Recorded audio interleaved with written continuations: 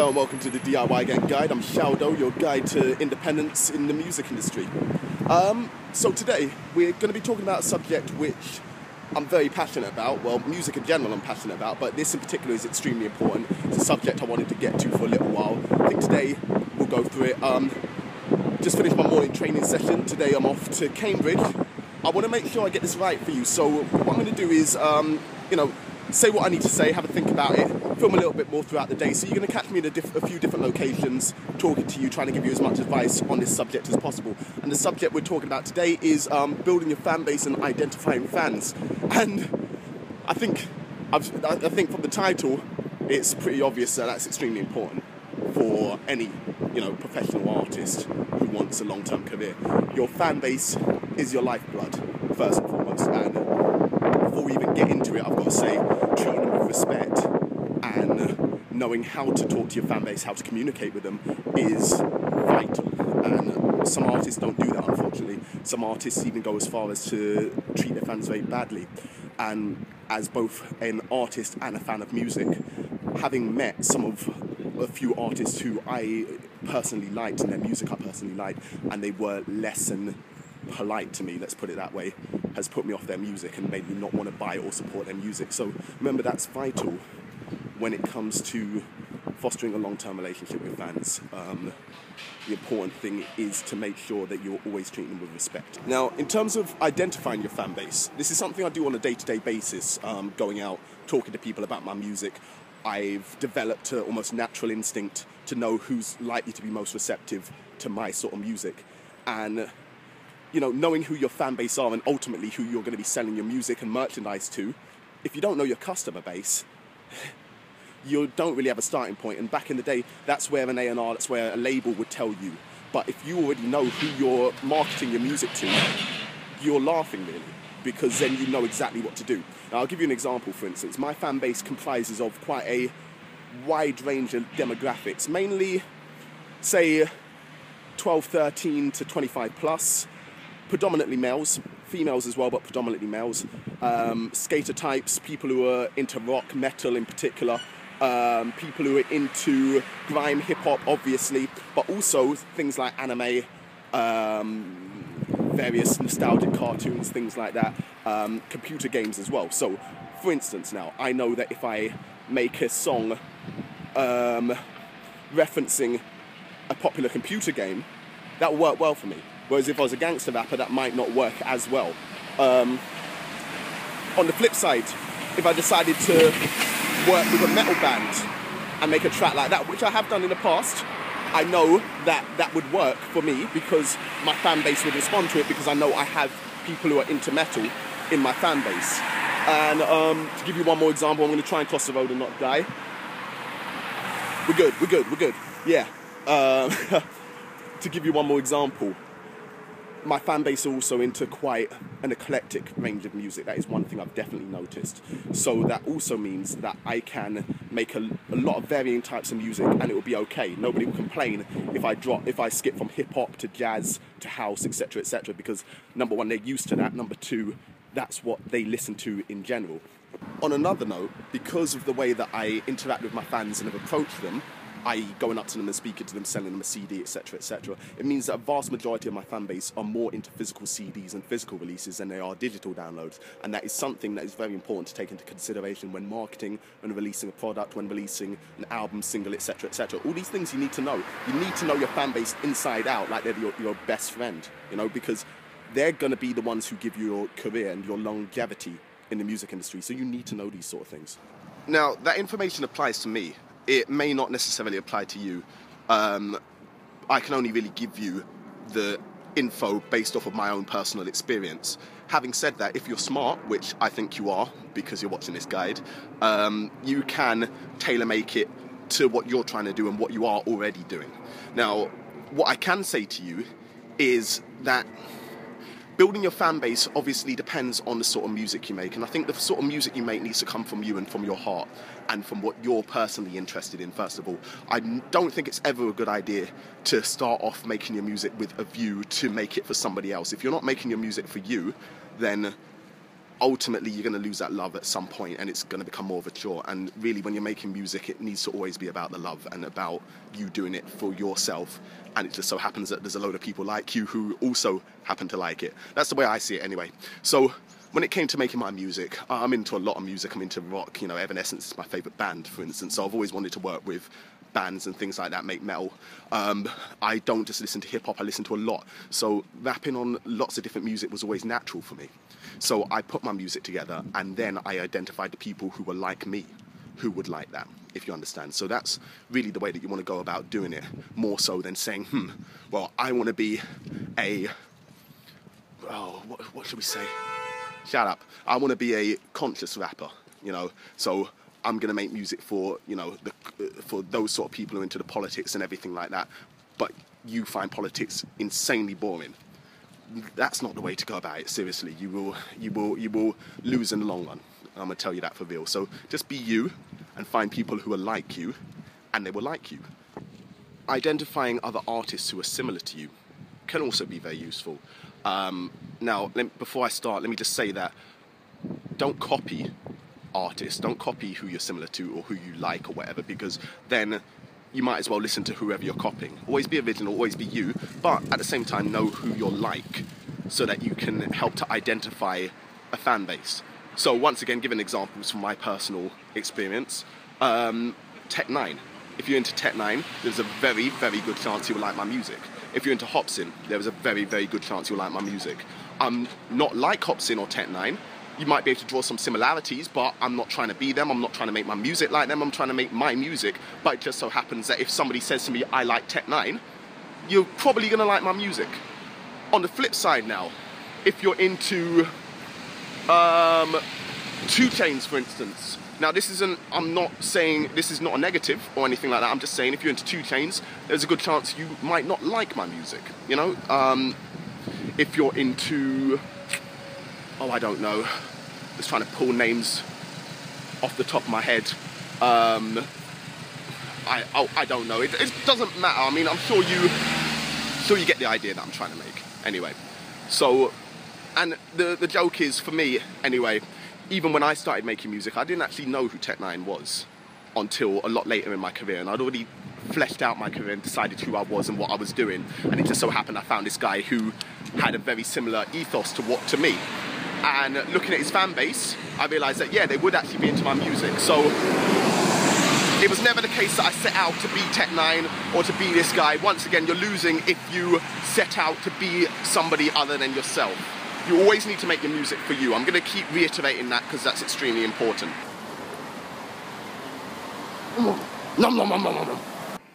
Identifying your fan base not only just helps with the sort of music to make, it helps with pretty much everything to do with your career. So if you're the sort of artist who has a vast majority of skaters in your fan base, maybe you don't want to focus on trying to get a sponsorship from, I don't know, a clothing company. Maybe you want to get sponsored by a skateboard company or something like that, or maybe a skate park or something like that. Maybe do some performances in skate parks. If your fan base is predominantly under 18, maybe you want to stop trying to get those over 18 gigs and focus on the under 18s where you actually know people are going to come out. Don't be afraid to do your research. Find out from people who they are.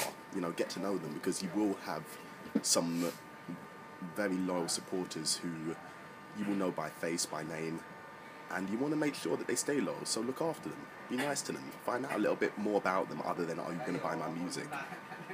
Build a family, as it were. Now, I said when you're starting out, your primary focus shouldn't be to make music for other people and to make music to build a specific fan base. And that is still true, but of course, once your fan base is building and once you have people actively listening to and checking for your music, you'd be foolish to ignore the signs and to ignore the sorts of people and the sorts of demographics who are supporting you. That's when you have to train your fan base, and that's when the moulding and the tailoring aspect come in. A fan base is like a puppy, you know. If you don't train it, it's going to run around, sniff other dogs' butts, tear up your nice new furniture and crap all over your house. But if you train it well, it's going to be fiercely loyal, it's going to be protective, it's going to be by your side, it's going to look after you. and make sure that you are about for a long time. And I don't know about you, but that's personally what I prefer. Now, when I say train your fan base, we can talk about this in greater detail, but as an overview, well, greater detail later, but as an overview, what I mean is to identify positive traits within your special group of people which are inherent and reinforce them. So, once again, for me, I want my fan base to know that I'm independent. I need them to financially support me by buying my music, buying my merchandise. So chances are the first time you meet me, I'm going to be selling my music. Having said that, I also reward people who actively support my music with stuff like free downloads, personal messages, etc., just to let them know that it's important to me. If you're the sort of artist who prefers to perform live and wants a fan base who come out to a lot of live performances, identify that, give them a reason to come out and support, reward them for the positive behaviour. All of this is necessary in helping to get the individual people in your fan base to look at you as less like a couple tracks on my iPod that I kind of like, and more like an artist who I actively support and whose music I like. And there's a distinct difference in that. Now, on the flip side of identifying who your fan base are, it's also very important to identify who your fan base are not. Why do that? Because it saves you a hell of a lot of time and effort and energy. When I first started, I sort of automatically assumed that everyone would just be into my music. It never occurred to me that there just wouldn't be people who were into my music, but that's reality. Not everybody likes everything. Everybody has their own opinion, their own preferences, their own thoughts and mind. And you can't begrudge them for that. An opinion is an opinion. Just because somebody doesn't like what you do does not mean that you're not good. And spending all of your time and effort trying to convince the wrong person or wrong sort of people into liking your music is not going to help you. So, once again, example from my career. If you never buy music, you have no intention of buying music, and all you do is download off YouTube and don't even bother, and keep the music to yourself and don't share it with your friends or anything like that, because I do still I value word of mouth extremely. It's very important. But yeah, if you don't even share the music, if you just keep it to yourself, you're probably not my sort of fan. I'll be very honest with you, you're probably not my sort of fan. I mean, you're not helping my music career or supporting me in any way, and I'm not saying that you have to spend money on me, but supporting what I'm trying to do is also very important. So, knowing that, I know not to bother trying to waste my time or effort focusing on somebody like that. Or if you just genuinely do not like rap and have no interest in hearing rap with rock or rap with dubstep or anything like that, or if maybe you're a hip-hop purist and prefer the 90s style sort of beats and stuff like that, then you're probably not the sort of person who's going to like my music, and that's fine. I'm not saying that there's something wrong with you, I'm not saying that there's something wrong with me. I just know that I should be spending more time focusing on the people who are going to like what I'm doing, because it makes sense. You only have a finite amount of energy and a finite amount of time, and why waste it on somebody who's not going to appreciate it? That makes sense to me. Hope it makes sense to you.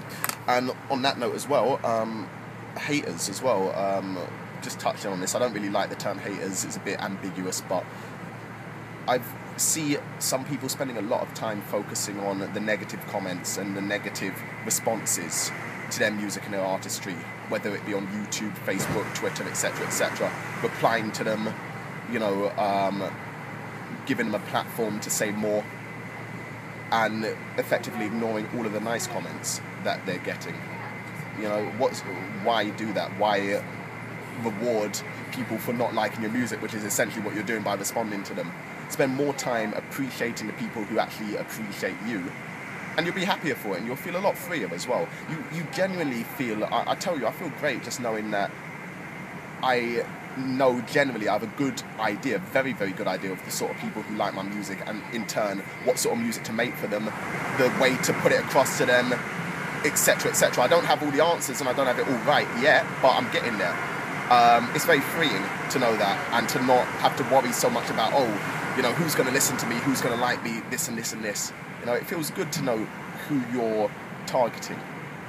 Now, let me just say as well that there are some people who may start off not liking the music who eventually become very big fans, and knowing the difference between when to give a lot of your time and energy focusing on convincing somebody to like your music and when not to, unfortunately, is just something that comes with experience.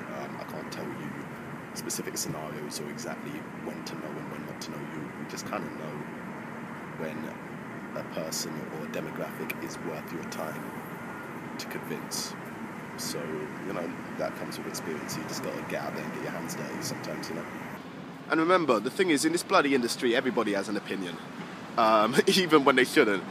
And by knowing who your fan base isn't, and knowing who isn't likely to support by listen to your music, makes it a little easier to know whether or not to actually listen to their opinion. So if they're saying, oh, you should make this sort of music, and you know they're not going to buy it if you do, or support it, or listen to it, then you're probably okay to disregard their opinion. Having said that, always listen to opinions regardless and make your own decision as to whether or not it's useful for you. But don't let people pull you back and forth based on what they want you to do.